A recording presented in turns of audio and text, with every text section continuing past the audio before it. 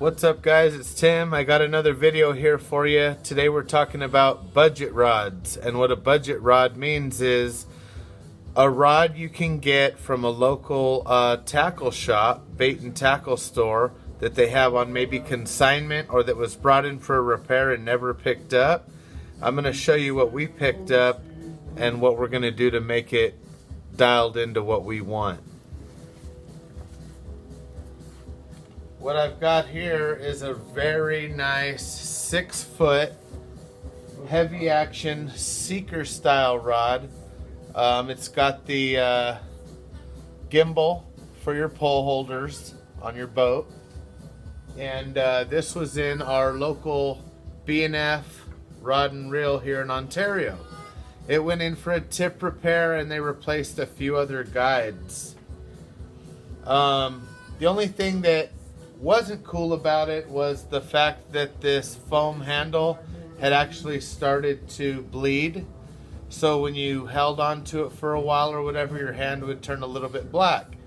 So what I did is on the bottom section, I took a piece of leather and I wrapped it. I used a 30-pound braided line, doubled up, and I took my leather working tools, made all my little notches, and I sewed that on there, and it made for an extremely nice, comfortable grip that no longer bleeds and should last a really long time. So what we're going to do today is, on this budget rod, since they went ahead and did all the major repairs, here's one new guide. Come up, here's a second new guide, and then they did the tip.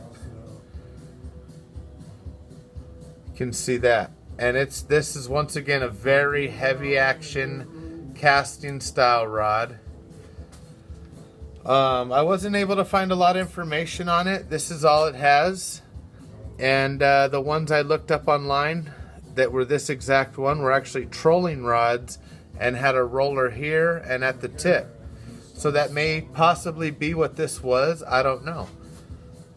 With that being said, we are going to run a low profile casting style reel on this. And today what we're going to do in this video to take care of this upper portion is use marine grade 2-inch heat shrink clear to seal this top piece. You can see I went ahead and put a nice Outcast logo on there. And then I'll use the heat shrink seal over that, which will seal that in, and it'll repair this foam handle at the same time. So you can kind of see where I'm going with this. Let me show you the heat shrink we're going to use. I got a nice roll here of 2-inch. It looks wider than 2-inch, but once you ball it open, let's see if we can do that. Once you open it up, it is 2-inch round. It's kind of stuck together. Second, here we go. You'll see. So I went with 2-inch because I knew that would fit real easily over our rod handle there. So I removed the reel, and I've pre-cut a piece of this heat shrink, marine grade once again. It has like a type of glue in there, so once you've heated up and it sets in there, it'll actually adhere to it, so you shouldn't trap any salt water or anything in there that should cause any additional corroding or anything. I think it'll be fine. What we did is we laid out our rod after putting on our logo, and we wanted to come just past the end here and kind of heat shrink over and a little bit onto the reel guide, I guess you'd call it.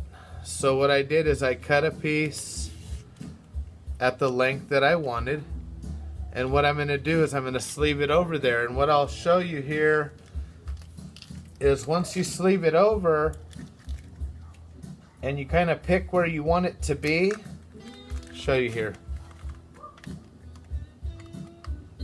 Slide that over.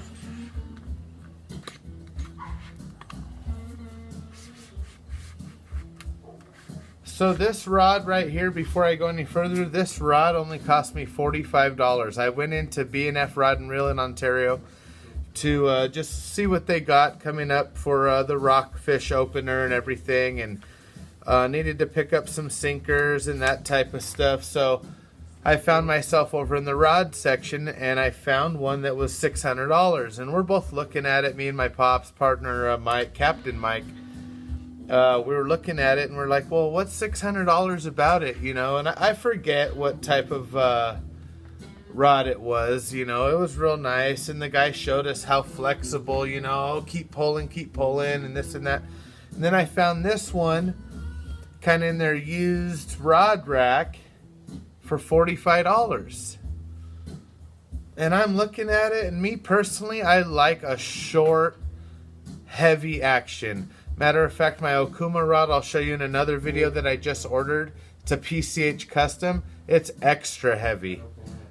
And I like the heavy action. I want to have a crane when I'm out there. I want to hook it and book it.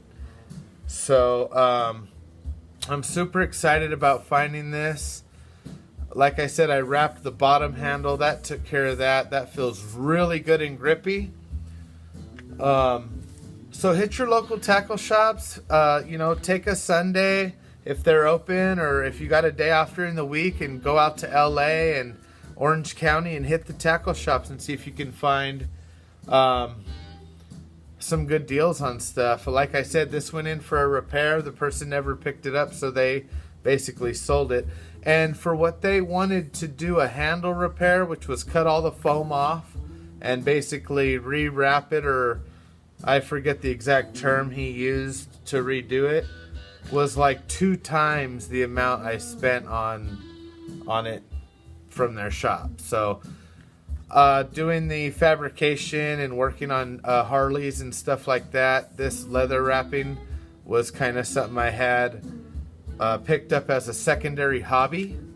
You can see it's not perfectly straight or nothing, but dude, we're going fishing. We don't really care. And then this will make for a really cool cover that'll still show our logo. It'll still show the grip, but it'll hopefully add a nice, secure, watertight grip to our upper handle here. So with all of that being said, what I do is I get it on there and I center it, you know, basically down the top and the bottom so that the seams are on the side. Once this is all shrunk on there, you won't really see the seams.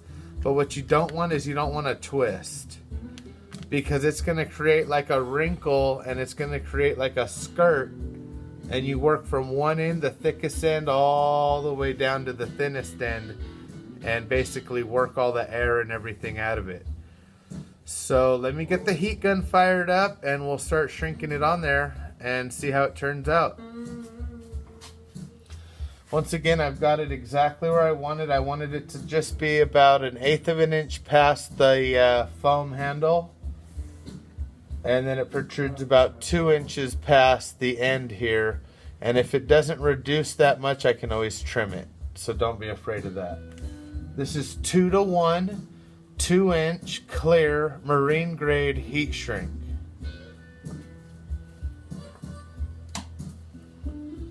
We're using a heat gun. This one happens to be a Wagner. They've got them at Harbor Freight. You can use a blow dryer, a lighter, if you're really in a pinch. I've done it. Not on a pole though, just on electrical and that type of stuff. So what we'll do is we'll kick it on high, give it a minute to get hot, and then we're gonna start at the very top of the pole, which is actually the bottom, so the thickest end, and just start bringing the heat into it, and you'll see it start to form.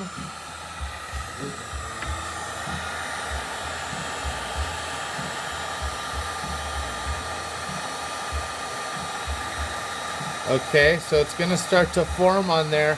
You can keep rotating like a rotisserie. Sorry, I went a little off the camera there. I'll stop and I'll show you. So you can see how it started to heat shrink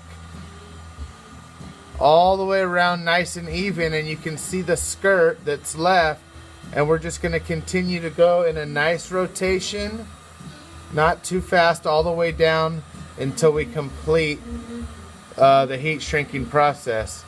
And I'll show you after how you can kind of go back and fine tune it. So let's keep going.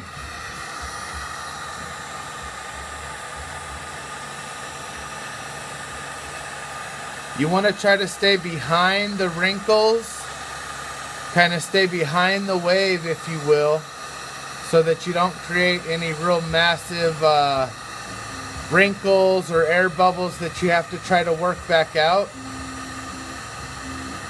So with this being nice and round, you can just keep rotating it and working your way down.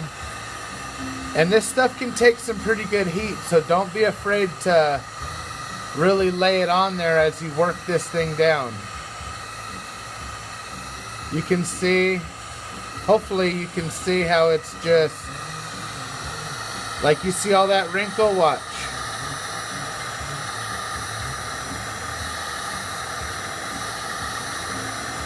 Nice and smooth. Keep it moving.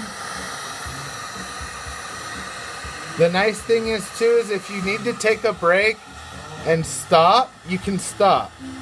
And then you can pick right back up where you were and keep going. So like if you have this in a rod holder, or you're wrapping a real big piece or a gaff, because I like to do this on other stuff now that I've done it. Let's see, let's keep going here. Look at, I came right back to it and it didn't phase it. So you can literally stop where you're at. So if you cut a piece that's a little too long, you can heat shrink it to where you want, take a nice sharp razor blade and then trim it, and it won't affect it at all.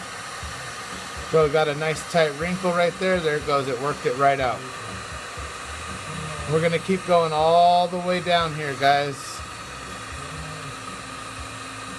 Now this is 2 to 1, so it's 2 inch, so it should, you know, basically get down to about nothing. Okay, let me move my hand down. And now this is the real narrow part, so I'm gonna bring the heat at the top and kind of bring that heat down. And boom, we'll hit this real tight area. Now right where the thickness transitions, keep the heat there pretty good so you don't build an air pocket up in this seam. So dive the gun in at it and rotate, rotate, rotate. Then come back this way and work all that heat out of it. You'll see it's gonna create a nice blouse. That one back lipped on me a little bit. There it went. Not a big deal.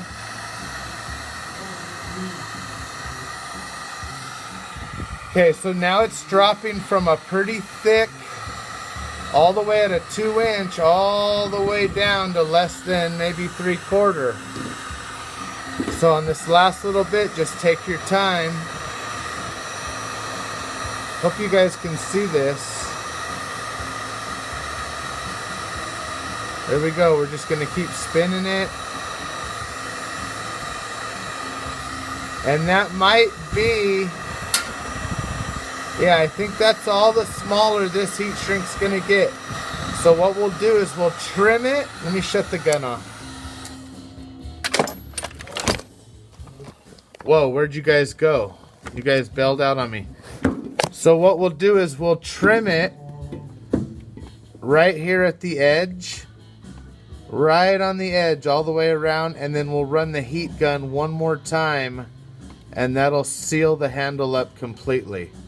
Let me get that set up there. Get you guys set back up real quick. We had a system failure. It happens. So let me take this down here and show you guys what we basically ended up with. You can see a nice bead of heat shrink around the bottom, and then it basically goes all the way down. And then like I said, we'll take and we'll trim this with an X-Acto knife or a razor blade and hit it one more time with the heat gun. It's still a little warm, but it added a shitload of grip. I'm not kidding you. I mean, wow, that is really, really, really cool. And what I like about it is when you look at it, it still has the original look to it. You know, we were able to seal our logo. So like if you guys have a logo that you're running for your little company, or you know, you want to put Okuma or whatever brand it is on there first and then seal it in, that's really trick. Now you're getting into some custom stuff. We've got our custom leather wrap bottom handle. And like I said, I'm not going to film this because I'm going to take my time, and I'm just going to go around here, trim it, heat shrink that gap in, and then this, I'll take and snip it off and it's done. It'll look good. I'll do a follow-up picture. But I hope you like it, guys. Budget rod. So hit your local rod and reel shop. Ask them, hey, you guys have anything on consignment? I'm looking to get a good deep sea reel that I can go out on a charter boat with. You know, get away from the Shakespeare and the stuff from Walmart. And just maybe have something a little more presentable, and then bring it home and customize it. That's what I'm doing here. You know, so I'm stoked. I'm gonna have a really nice rod. It's a 6 foot, extra heavy. It says here we can do 80-pound line on this bad boy. So I tell you what, guys, thanks for checking out this video. I hope this is a cool idea. If you've done something like this before, comment below and let me know. And if not, I hope you try something like this. And I hope it works out good for you. I'm telling you, it adds a lot of grip. And how cool that waterproofing is on there. Hit it with some salt away when you're done. It's a done deal. Outcast, guys. We'll see you on the water. Hit subscribe. Tell a friend. Later.